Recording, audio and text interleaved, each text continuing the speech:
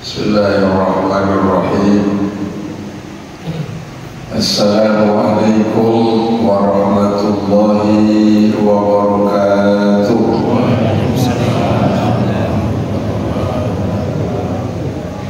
Apa kabar jamaah sehat? Alhamdulillah. Alhamdulillahirabbil alamin. الذي فضل بني آدم وحملناهم في البر والبحر ورزقناهم من الطيبات أشهد أن لا إله إلا الله وحده لا شريك له وأشهد أن سيدنا محمدا عبده ورسوله أرسل رسوله بالهدى ودين الحق ليظهره على الدين كله وكفى بالله شهيدا. Amma ba'du. Kami hormati Bapak Kepala Desa, kami hormati Bapak-Bapak Kadus, tokoh agama, tokoh masyarakat, pengurus masjid yang saya cintai dan banggakan, Bapak Ibu jamaah. Mudah-mudahan kita senantiasa diberikan sehat jasmani rohani. Allah panjangkan umur, Allah istiqomahkan kita dalam ketaatan, dan tentu Allah lapangkan segala urusan kita dalam kebaikan. Ada 3 golongan yang paling berat urusannya nanti di akhirat.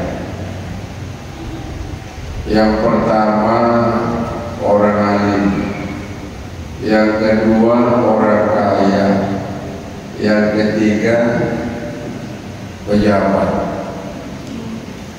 Di antara yang 3 ini mau membahas 3-3-nya atau salah satu?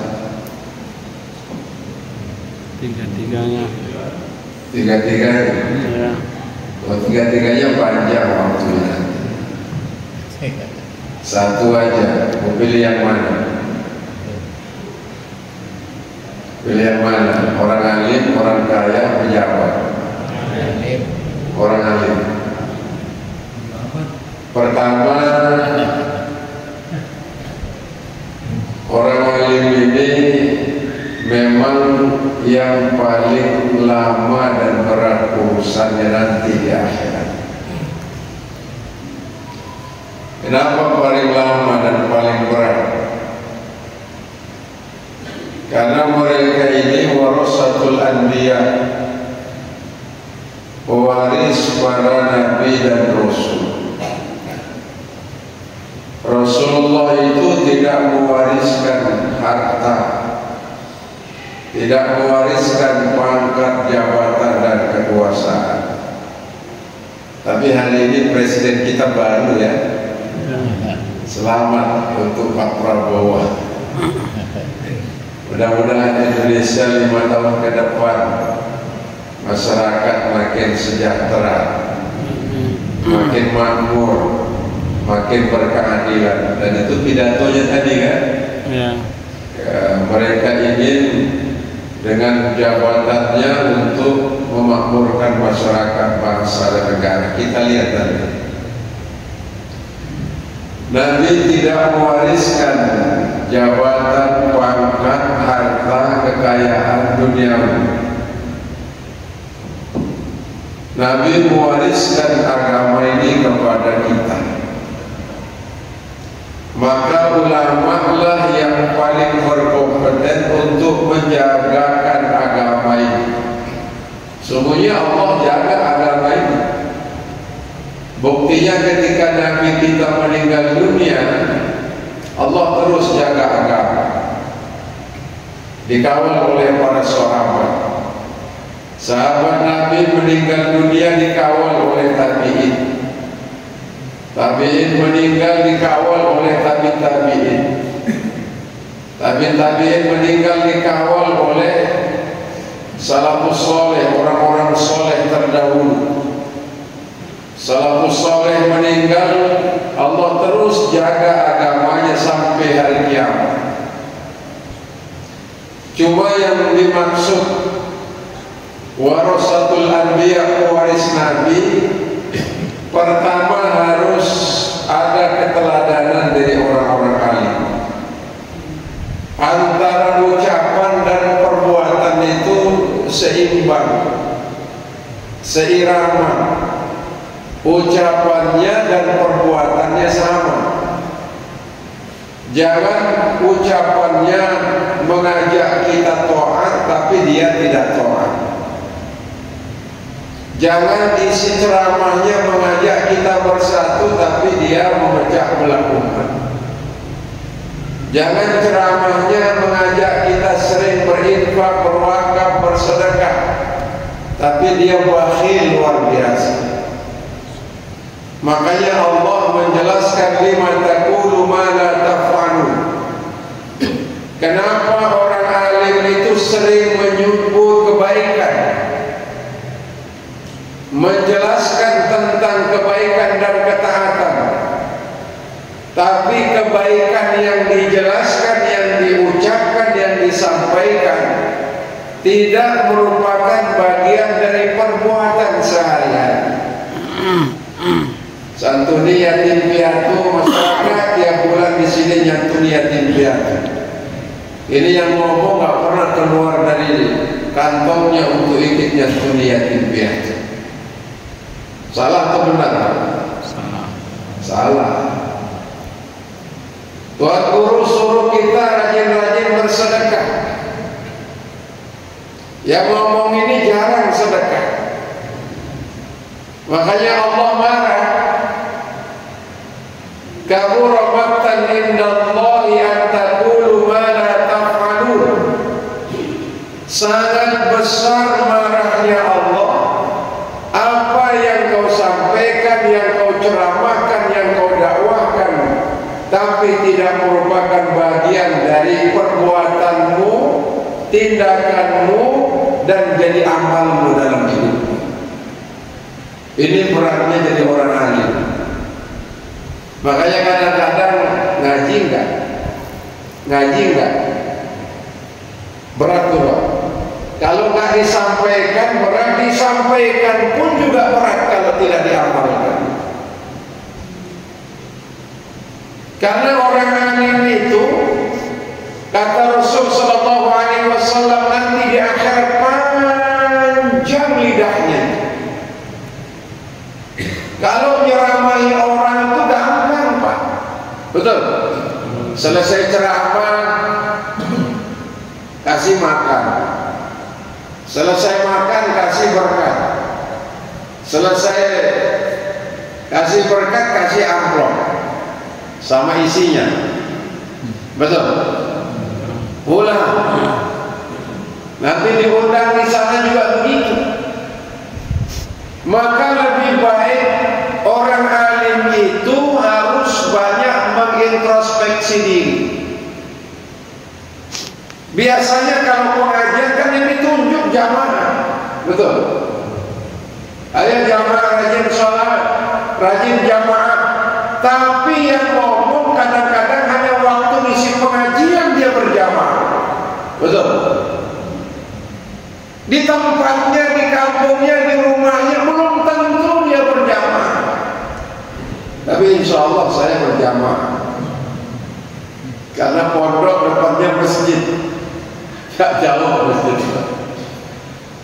Lima taqulu ma la taf'alun. Kenapa kau sering menyebut sesuatu yang kau tidak amalkan, sesuatu yang tidak pernah kau praktekkan? Sering kau beri nasihat tapi nasihatnya tidak kau amalkan dalam hidupmu. Kabura maqtan indallah, sangat besar marah dan murkanya Allah. Antaqulu ma la taf'alun, apa yang kau ucap tidak merupakan bagian dari perilakumu.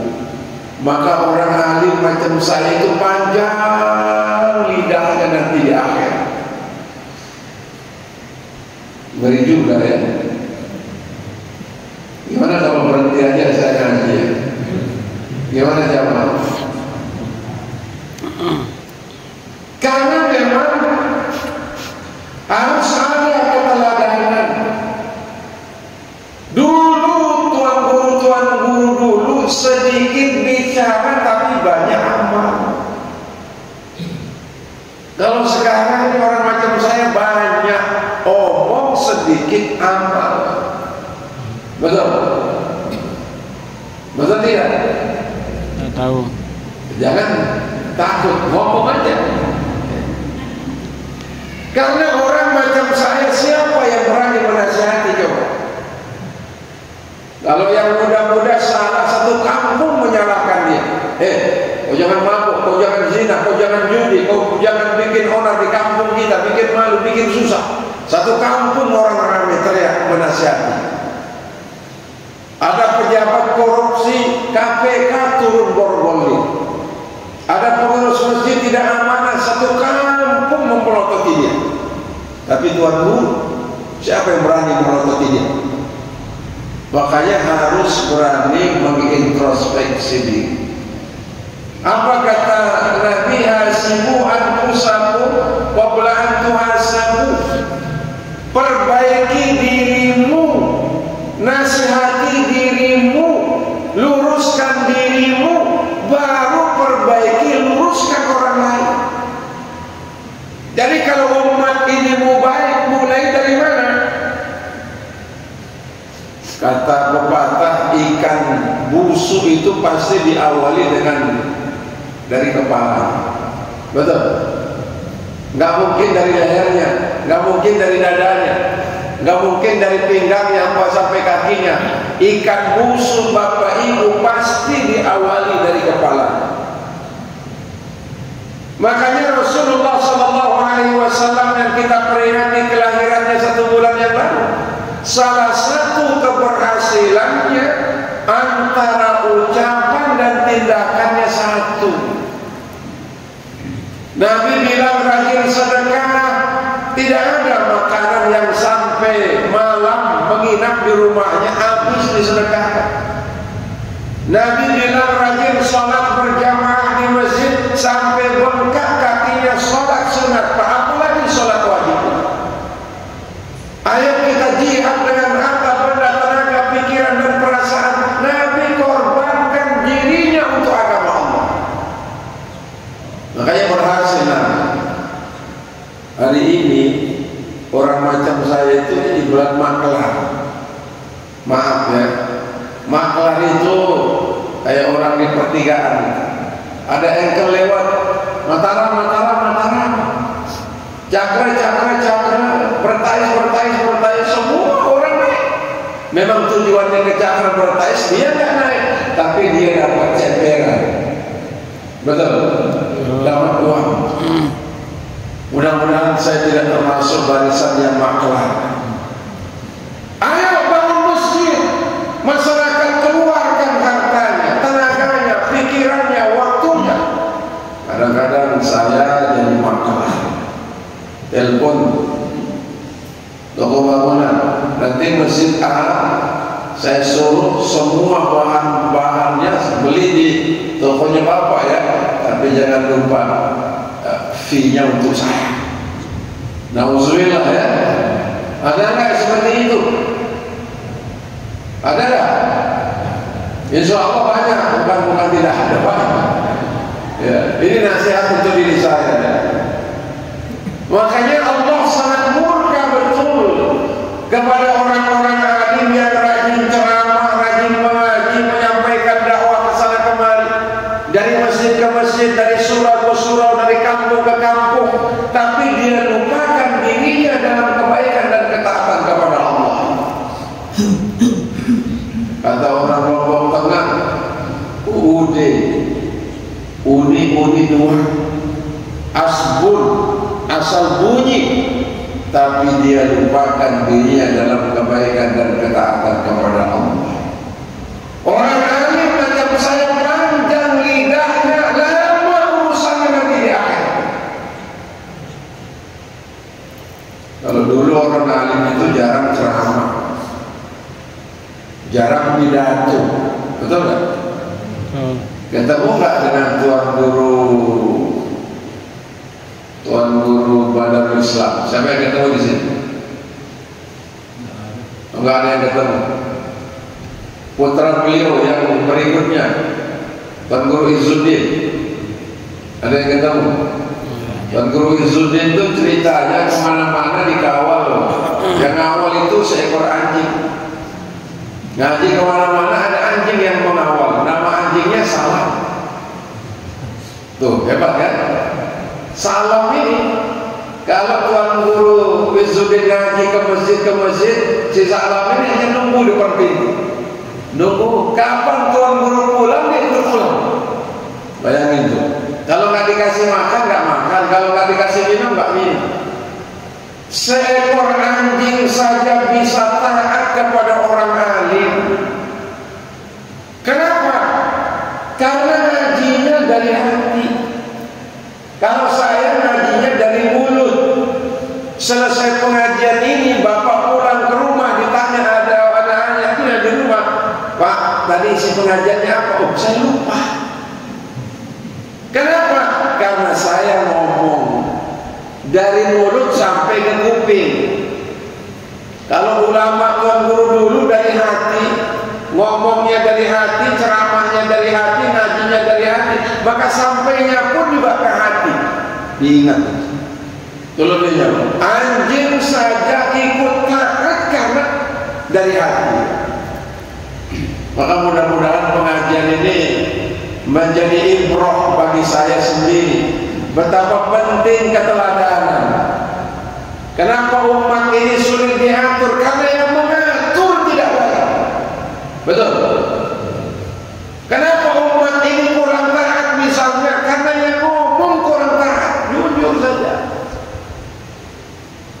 Makanya mudah-mudahan doakan saya lebih baik, lebih bagus, lebih soleh, lebih taat.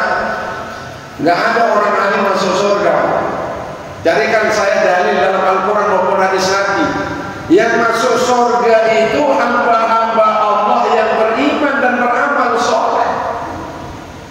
Kalau Tuan Guru macam saya hanya mengharapkan amplop, nanti begitu dia di hadapan Allah, ya Allah, kenapa saya belakangan masuk surga?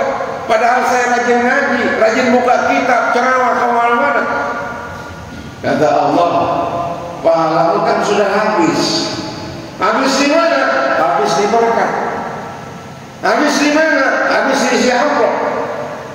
Begitu dibuka catatan amalnya, ternyata niatnya ngaji supaya dikasih amplop, supaya dikasih uang, supaya dihormati, supaya dipilih, supaya dihargai, supaya dimuliakan.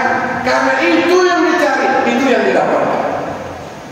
Maka zon nanti di hadapan Allah Subhanahu wa Ta'ala. Maka ingatkan, Bapak kalau mengingatkan Tuan Guru, malam ini kita ngaji ya. Coba sekali-kali diingatkan, penting. Mobil bagaimanapun mahalnya, kalau nggak ada remnya bahaya. Harganya 1 miliar, 2 miliar, 3 miliar. Ada mobil harganya bermiliar-miliar. Tapi kalau nggak ada remnya, membahayakan yang menumpangi, membahayakan juga orang yang di jalan umum. Makanya kata Nabi, ulama itu ada dua. Ada ulama akhirat, ada ulama dunia. Ada ulama soleh, ada ulama salah. Ada ulama yang baik, ada ulama yang su'. Kira-kira saya masuk yang mana ini? Yang soleh atau yang su'? Ulama akhirat atau ulama dunia? Beda tipis, Pak. Makanya jangan menilai dari casing. Tuh, Arab Tuan Guru pakai jubah luar, pakai sorban. Sorbannya ada yang dililit di kepala. Ya kan? Sekarang ini, Pak, ada komunitas itu ngajak orang nangis, Pak. Sewa hotel satu orang biayanya 500.000. Berkontemplasi namanya, merenungi dan bermuhasabah apa sih tujuan hidup. Itu di hotel, Pak, pakai sound system. ramai pesertanya, satu orang 500.000, dapat makan 3 kali plus nginap 1 malam. Tapi bayar 500.000. Orang semua nangis, menyesali masa lalunya, perbuatan dosanya, maksiatnya. Habis nangis pulang. Tapi yang bikin event itu dapat uang. Allahu Akbar. Banyak kegiatan macam itu hari ini. Orang sekarang ini lebih banyak terkagum dengan casing, dengan penampilan. Diundang dari luar daerah. Saya puluhan tahun di Jawa. Masya Allah, di Jawa itu Allah a'lam sekarang, dulu Pak, kalau saya masih ikut mertua, semua yang undang ini nanya berapa tarifnya, berapa amplopnya. Kalau ngaji 1 jam plus doa berapa katanya. Saya marah. Dia bilang, Ustaz kalau di sini seperti itu. Saya bilang di kampung saya di Lombok nggak ada seperti itu.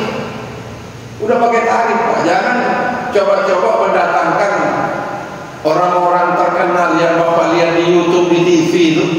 Kalau cuma bermodalkan 1-2 juta, pesawatnya harus kelas bisnis.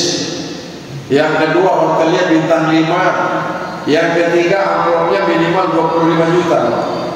Berani datangkan itu? Kalau mau saya datangkan. Tuh bayangin, 25 juta plus hotel plus tiket pulang pergi. Belum nanti dia bawa entah istrinya, ajudannya, asistennya atau apa namanya. Mahal biayanya sampai 30 juta. 30 juta kita bisa selesaikan bangunan bikin menara itu ya. Jadi pertama poinnya, ini nasihat untuk diri saya ini, belajar bermuhasabah diri, self help kata orang sekarang. Tolong dirimu baru tolong orang lain. Makanya Allah bilang, ya ayyuhalladzina amanu, wahai orang-orang beriman, qu anfusakum wa ahlikum nar, jaga dirimu dulu yang dijaga. Termasuk dalam kategori diri itu ya yang ceramah ini. Harus jaga dirimu, perbaiki akhlakmu, perbaiki moralmu, perbaiki ucapanmu. Jangan sampai menyebabkan orang tergelincir karena ucapan. Jangan sampai menyesatkan orang lain dengan perkataan dan perbuatanmu. Perbaiki diri. Makanya orang Arab bilang, aslih nafsaka yasluh lakan nas. Kalau ingin umat ini makin baik, makin bagus, makin taat, yang ngomong itu harus lebih taat dulu. Itu poinnya. Makanya mudah-mudahan ke depan saya lebih baik, saya lebih bagus. Dulu ada seorang kiai, dia bilang sama jamaah, kalau nanti di surga tidak ketemu dengan saya, cari saya. Karena belum tentu jamaah atau saya lebih dulu masuk surga daripada jamaah, belum tentu. Bisa saja jamaah duluan ketimbang saya, kata beliau. Ada benarnya Pak? Karena yang tahu urusan hati ini hanya diri kita dengan Allah. Makanya Allah jelaskan, yauma la yanfa'u malun wala banun, pada hari di mana tidak ada manfaatnya harta bendamu, jabatanmu, pangkatmu, statusmu, anak-anakmu, illa man atallahu biqalbin salim, kecuali yang datang dengan hati yang selamat. Hati yang selamat itu yang ngajinya lillah. Kalau jamaah insya Allah ngajinya lillah, sedekahnya lillah, bangun masjid lillah. Saya jujur aja, ada enggak dari kantong saya keluar untuk ikut bangun masjid ini? Ada enggak? Enggak ada. Ada enggak sepeser pun uang saya ikut membangun menara ini? Tidak ada. Ada enggak uang saya keluar ketika santunan yatim piatu di kampung kita ini? Ada enggak? Tidak ada Pak. Jadi kalau saya cek diri saya, Allahu Akbar, ngeri sekali ya. Bahaya betul kondisi kita ini. Maka lewat pengajian singkat ini, pertama saya bermuhasabah diri. Lebih baik saya menasihati diri saya ketimbang saya menasihati orang lain. Karena kalau saya nasihati orang lain atau orang lain nasihati saya, nanti saya marah. Lebih banyak marah kalau nasihati kan. Kalau nasihati diri itu lebih baik, lebih terhormat, lebih terpuji daripada orang lain nasihati kita. Ini yang pertama. Yang kedua, kenapa orang alim lebih banyak atau lebih berat urusannya di hadapan Allah Subhanahu wa ta'ala? Dakwahnya bukan lillah, dakwahnya lil mal, supaya dapat upah. Makanya saya berniat ini beberapa tahun yang lalu, kapan saya berhenti nerima amplop. Coba kades, kapan saya berhenti nerima amplop? Dulu Hadratus Syekh Tuan Guru Umar Kelayu kalau ngaji kemana-mana dia bawa gegandeng. Tahu gegandeng? Gegandeng itu terbuat dari kulit kambing atau kulit sapi yang dijahit. Di situ diisi kadang-kadang dengan beras, dengan uang. Selesai ngaji, jamaah yang miskin dan susah dibagikan uang, dikasih beras. Itu salah satu sunnahnya ala orang-orang alim di masa lalu. Sekarang malah kebalikannya. Semua ingin ditampung, semua ingin dia dapat, semua ingin dia kuasai. Sampai-sampai urusan kalau ada yang meninggal dunia, lebih banyak bicara tentang masalah apa? Biasanya kalau orang meninggal dunia, lebih banyak dibicarakan apanya? Fidyahnya daripada ngurus jenazah. Betul? Ada di satu kampung itu saja yang diurus fidyahnya. Bahkan harus bayar fidyah sampai bertahun-tahun. Ini bayarkan fidyah bapakmu, orang tuamu ini 2-3 tahun. Berapa ton itu, Pak? Sampai dia jual warisannya untuk bayar fidyah. Padahal dalam Islam yang boleh dibayar fidyahnya hanya puasa. Selain puasa tidak ada dalilnya, Pak. Orang ketika meninggal dunia, bapak ibu tahu nggak kalau dia tidak sholat? Berapa lama dia tinggalkan sholat? Kan kita tidak tahu. Kok kita tiba-tiba membaca sekian tahun, fidyahkan sekian tahun? Tidak ada dalam agama kita. Kalau meninggalkan puasa ada fidyah, kalau sholat tidak ada. Tapi maaf, menjadi salah satu kebiasaan yang tidak baik sampai saat ini. Saya tiadakan supaya saya selamat di hadapan Allah.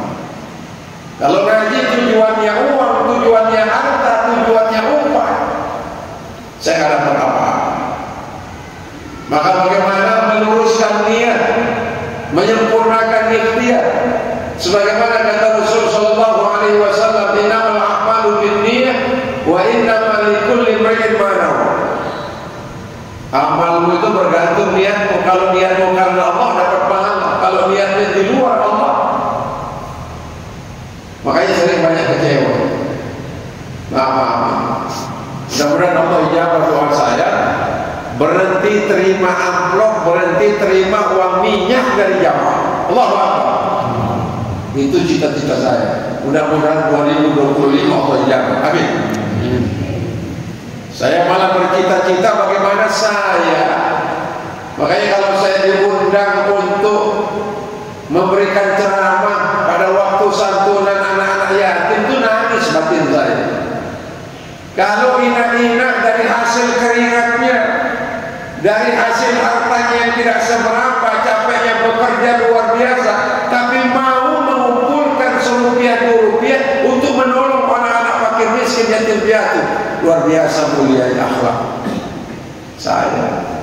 Kamu giliran saya, malah nanti kalau pulang dikasih Tuan Guru untuk beli minyak, terasa rendah perasaan saya.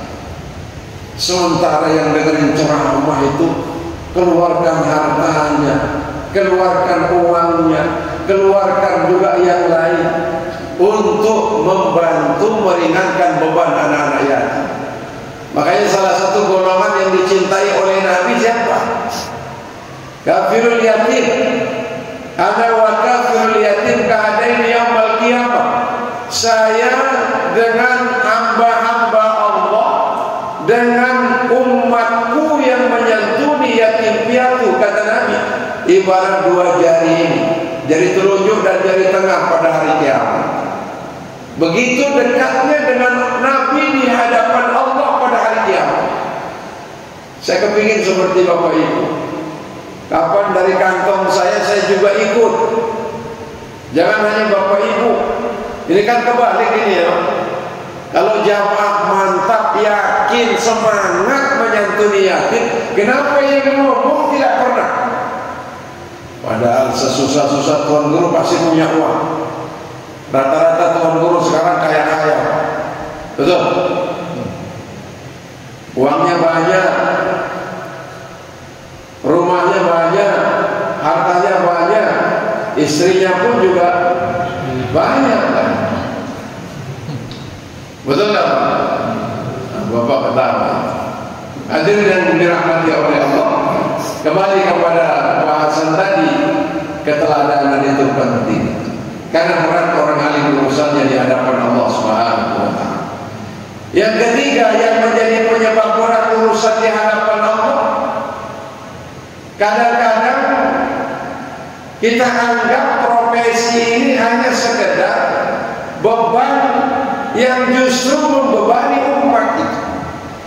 Orang alim itu seperti raja kecil, dilayani makan minumnya, dilayani kebutuhan dan keperluannya, duduknya paling tinggi, dulangnya paling tinggi, gelasnya paling besar, isi dulangnya buah paling banyak. Kalau orang banyak biasa-biasa saja dulang. Betul. Saya maulid di Denpasar, lalu maulid di Singaraja dan Buleleng. Masya Allah, masyarakat itu sama dengan kita di sini, dulangnya seukuran kita dulu. Begitu semangat mereka untuk meneladani Nabi, sekaligus semangat mereka berinfak, berwakaf, bersedekah luar biasa. Kok kenapa harus saya ceramah sampai Denpasar, sampai Buleleng, sampai Singaraja? Kalau hanya menyuruh orang berbuat baik, yang berbuat baik itu sudah memang lazim berbuat baik, sudah terbiasa berbuat baik. Saya sendiri kok pernah berbuat baik. Pernah di perempatan di mana? Ada ya di perempatan di mana saya lupa. Pas sore hari, pas lampu merah, ada maaf orang buta dituntun mungkin oleh istrinya atau siapa. Minta-minta, saya buka kaca mobil. Saya sibuk mencari uang receh. Padahal saya buka amplop isinya merah-merah. Kenapa saya tidak ambil satu lembar uang merah itu saya kasih dia? Kenapa saya cari yang receh-receh? Astagfirullahaladzim. Setelah saya kasih lampu hijau, berangkat. Gampang ceramah itu ya. Tapi giliran diri kita mengeluarkan sesuatu untuk orang lain berapa? Berarti saya masih rendah keimanannya, rendah ketakwaan. Kenapa saya nggak keluarkan yang 100.000 saja saya kasih, padahal masih banyak lembaran-lembaran 100.000 yang lain? Jujur ini pengalaman yang perlu dicontoh. Makanya boleh jadi Bapak Ibu lebih mulia di hadapan Allah ketimbang saya. Bapak Ibu lebih bertakwa ketimbang saya. Bapak Ibu lebih baik ketimbang saya. Sepakat apa tidak? Hah? Bisa jadi. Karena memang kata Rasul sallallahu alaihi wasallam, "Innallaha la yanzuru ila ajsamikum." Allah tidak melihat jasadmu, badanmu, penampilanmu, namamu, statusmu. Sebenarnya dengan sebutan Al-Mukarram. Al-Mukarram itu artinya yang dimuliakan. Kira-kira saya mulia atau tidak? Ya kalau di hadapan manusia dimuliakan, di hadapan Allah kan belum tentu Pak ya. Apalagi makanya saya belum layak disebut tuan guru ustaz. Kalau saya mengukur diri saya dengan keadaan yang sekarang, karena kekurangan saya hanya Allah dan diri saya yang tahu. Walakin Allah yanzuru ila qulubikum wa amalikum, karena Allah hanya melihat hatimu dan perbuatan amal. Kalau saya kesini hanya mengharapkan makan, mengharapkan dihormati, mengharapkan uang, mengharapkan harta, saya masih rendah. Belum masuk kategori lillah, maka berarti lil mal karena harta, liljah karena puji-pujian, linnas karena manusia. Mudah-mudahan saya ke depan lebih bagus, amin. Makanya doakan, tidak hanya sekedar saya hadir memberikan ceramah pengajian, mengingatkan jamaah, tapi sungguhnya hakikatnya saya sedang mengingatkan diri saya, sedang menegur diri saya. Karena apa? Zaman Fir'aun itu ada 3 golongan yang sangat keji, yang Allah naikkan dalam Al-Quran menjadi ibrah. Qarun, dengan hartanya dia sombong. Fir'aun dengan kekuasaan dan jabatannya dia sombong. Haman itu orang alim yang sombong karena kealimannya. Tiga jenis manusia ini ditenggelamkan oleh Allah, dihinakan oleh Allah. Yang Qarun dengan harta bendanya dia sombong, nggak mau bayar zakat, tidak mau infak dan sedekah.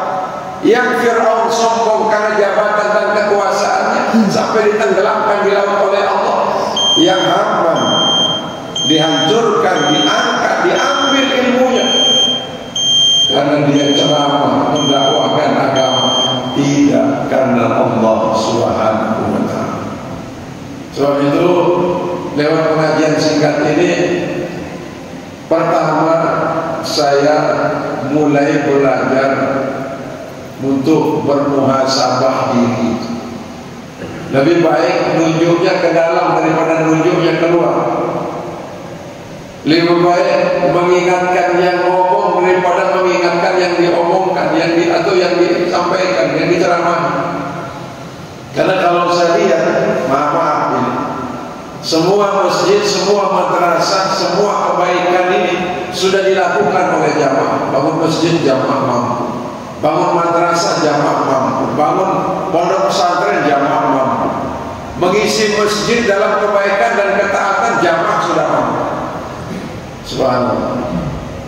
Ada teman ya sering dengan saya diskusi tentang diri kita. Dia nanya, selama 5 waktu zuhur, asar, maghrib, isya, subuh, dia bilang semeton, bisa nggak dijaga yang 5 waktu? Saya bilang, ya insya Allah saya bisa jaga. Insya Allahnya iya atau insya Allahnya tidak, dia bilang. Kenapa ngomong begitu? Saya ini kadang-kadang subuhnya lewat, dia bilang. Tuan guru Pak, subuhnya lewat. Ini karena capek, kelelahan atau kebiasaan? Karena kebiasaan. Allahu Akbar. Semeton ngomong begitu karena sudah lama. Saya kadang-kadang kalau bangun tidur itu susah dibangunkan. Makanya saya sering marah sama istri saya. Kamu kalau perlu siram saya, katanya. Seorang tuan guru besar, pesantrennya besar, namanya besar, masih bolong-bolong. Nggak usah disebut itu karib sahabat. Makanya jangan cepat kagum, cepat heran, cepat memuliakan si A si B karena sebutan dan casingnya. Saya nggak nyinggung siapa-siapa, maaf. Saya ngaji ini saya menasihati diri saya, memperbaiki diri saya, daripada nanti berat urusannya di hadapan Allah. Yang mending sekarang saya sebut. Makanya bapak-bapak jamaah, kalau sayang kepada kami, kepada saya, ya diingatkanlah, ya supaya ke depan lebih baik, lebih bagus. Yang keempat, kenapa orang alim itu berat urusannya di hadapan Allah Subhanahu wa ta'ala? Pertama, amal ma'ruf nahi munkarnya itu tidak begitu kencang. Ketika jamaah binaannya banyak yang melakukan nahi munkar, tak berani untuk dicegah. Ya tidak. Ada di beberapa tempat itu dibilang tuan guru, kalau kita dilarang mengundang ke cimol, kita tidak mau meramaikan ulang tahun organisasi yayasan ini. Akhirnya dibiarkan mengundang ke cimol. Ke cimol itu kan isinya apa? Coba lihat, Bapak lebih tahu daripada saya. Perempuan yang nyanyi perempuan, ya. Katalah sekarang you can see, kamu can bisa see dia, kamu bisa lihat. Penampilannya seronok, pakai levi's ketat, pakai kaos ketat, betul Pak? Betul. Nggak pakai jilbab. Ya kalau cantik, hidungnya mancung, kulitnya bersih putih, ini udah hitam jelek. Penampilannya seronok, dilihat haram, nggak dilihat barang bagus setengah zakat. Plus dia mabuk lagi pada waktu itu. Nauzubillah. Lalu dilonggarkan oleh oknum orang alim untuk melakukan perbuatan dosa dan maksiat. Gara-gara supaya ramai kegiatan-kegiatan. Siapa yang dosa? Siapa yang dosa? Orang alim yang mengizinkan itu. Nauzubillah. Sebab itu ketika melenceng diluruskan, ketika lupa diingatkan, ketika tidak lillah, bagaimana supaya lillah? Ini tugas bapak-bapak. Pak Kades telepon tuan guru, hati-hati ya. Jangan diam. Ini bapak-bapak yang tua-tua tuan guru, saya lihat ini kurang bagus, kurang pas, ingatkan. Itu tandanya saya dan kita kalau diam. Yang namanya diam berarti tidak ada sesuatu yang keliru kan? Tidak ada sesuatu yang dianggap tidak baik, semuanya baik, semuanya normal, semuanya bagus. Itu kok penyakit. Makanya Allah bilang wala tuzakku anfusakum. Jangan kau merasa alim sendiri, jangan kau merasa benar sendiri, jangan kau merasa baik sendiri. Karena penyakit orang alim, kerjaannya nyalahkan orang. Dia sendiri gak mau disalahkan, padahal betul-betul salah. Ini zaman di mana salah satu fitnahnya adalah kebiasaan menyalahkan orang. Kalau memang salah diperbaiki, tapi kalau nggak salah, contohnya maulid, ya, semua kegiatan yang kita rayakan, nuzul Quran, maulid Nabi, udah dianggap salah oleh orang. Dalam Al-Quran Allah tambah 2-3 menit ya. Allah jelaskan apa kata Allah dalam Al-Quran tentang masalah maulid. Kalau bicara masalah dalil, qul bifadlillahi wa birahmatihi fabizalika yafrahu. Katakan Muhammad, dengan keutamaan yang diberikan oleh Allah. Keutamaan yang diberikan oleh Allah itu apa? Diberikan kita umat Nabi Muhammad Rasulullah Al-Quranul Karim, mukjizat paling lengkap, paling besar, paling sempurna sampai hari kiamat Al-Quran ini. Itulah salah satu keutamaan yang Allah berikan kepada kita. Wa bi rahmatihi, dengan rahmat Allah. Salah satu bentuk rahmat Allah kepada kita manusia, kepada langit dan bumi ini, diberikan kepada kita salah satu kekasihnya yang dicintai oleh Allah Nabi Muhammad. Jadi bentuk rahmat Allah, dikirimlah kekasihnya, nabinya yang terakhir Nabi Muhammad. Lalu apa kata Allah dalam sambungan ayat ini? Fabizalika falyafrahu. Atas dasar rahmat Allah kita diberikan nabi yang sangat sempurna, bagus akhlaknya, lalu mereka bergembira. Siapa yang bergembira? Pengikut Nabi Muhammad. Apa bentuk gembira kita? Kita wujudkan kegembiraan itu dengan bersyukur kepada Allah Subhanahu wa ta'ala. Apa bentuk bersyukur diulang tahunin kok. Betul? Belikan roti tan, ya, masak daging ayam, opor, sate, undang tetangga, karib kerabat, sahabatnya, aja sekedar selamat ulang tahun, panjang umurnya. Anak 5 tahun, padahal belum berprestasi, padahal belum mendatangkan manfaat bagi orang tuanya, tapi karena dia sayang atau ungkapan kesyukuran diberikan anak sehat oleh Allah, ulang tahun. Apa yang tidak ulang tahun sekarang? Partai politik ulang tahun, organisasi ulang tahun, yayasan ulang tahun, orang tua, anak, adik tolong, karib kerabat ulang tahun. Nah sekarang Bapak Ibu sebagai bentuk rahmat Allah, dikasih manusia termulia Nabi kita Muhammad SAW, bentuk gembiranya, babi rahmatihi yafrahu, atas dasar itu mereka bergembira, kata Allah. Bersyukurlah kita. Apa bentuk kesyukuran? Kita dengerin pengajian. Apa bentuk kesyukuran?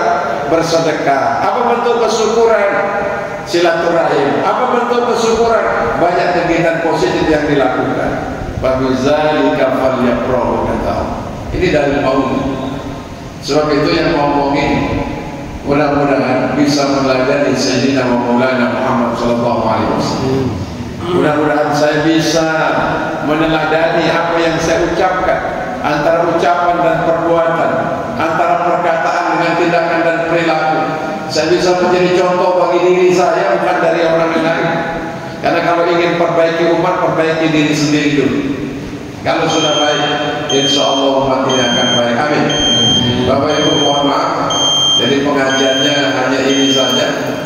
Yang intinya bagaimana golongan alim ini tidak berat urusannya di hadapan Allah, tapi diringankan oleh Allah supaya betul-betul bisa menjadi teladan bagi diri, bagi keluarga, bagi umat dalam kehidupan sehari-hari. Mohon maaf, terima kasih. Nasrullah wa fathul qarib. Wassalamualaikum warahmatullahi wabarakatuh.